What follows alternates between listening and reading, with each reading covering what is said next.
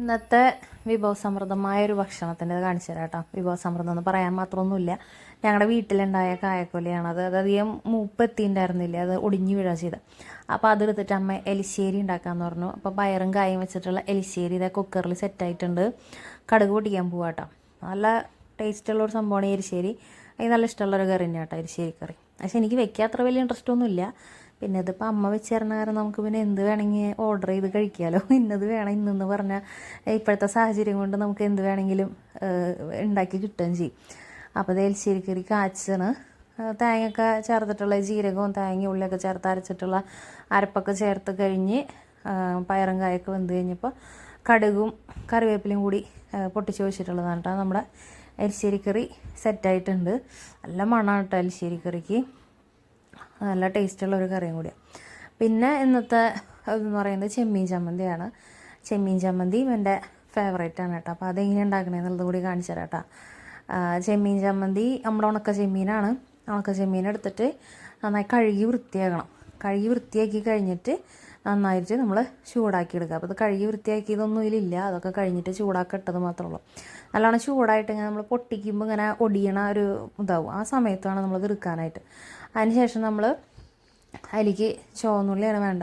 ചുവന്നുള്ളി നന്നായി ചതച്ചെടുക്കുക. പിന്നെ ഈ ചെമ്മീൻ നന്നായിട്ട് ചതച്ചെടുക്കുക. രണ്ടും ഈ ചെറിയ ഇടികല്ലിൽ ഇട്ടിട്ട് ചതച്ചെടുക്കണതാണ് കേട്ടോ.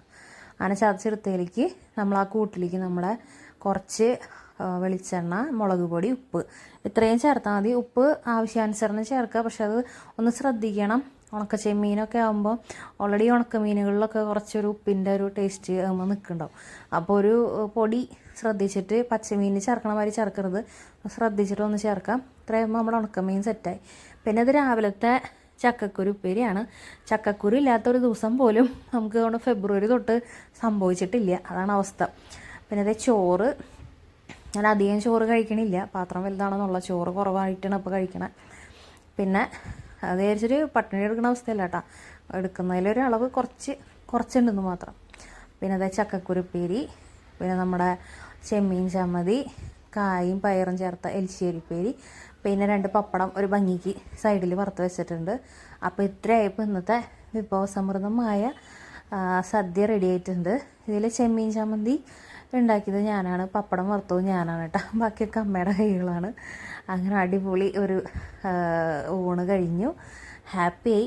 സത്യം പറഞ്ഞാൽ ഈ വീഡിയോ കുറേ നാൾ മുന്നത്തെയാണ് കേട്ടോ. ഞാൻ ഇപ്പോഴാണത് സെറ്റ് ചെയ്തിട്ട് ഇടുന്നത്. അപ്പോൾ എല്ലാവർക്കും ഇഷ്ടമായി വിചാരിക്കണം. അപ്പോൾ ഇഷ്ടമായാൽ ലൈക്ക് ചെയ്യുക, ഷെയർ ചെയ്യുക, സബ്സ്ക്രൈബ് ചെയ്യുക. ചിന്നൂസ് ഡയറീസ്. അപ്പോൾ ഇനി പുതിയൊരു വീഡിയോ ആയിട്ട് വരാം. ബായ്.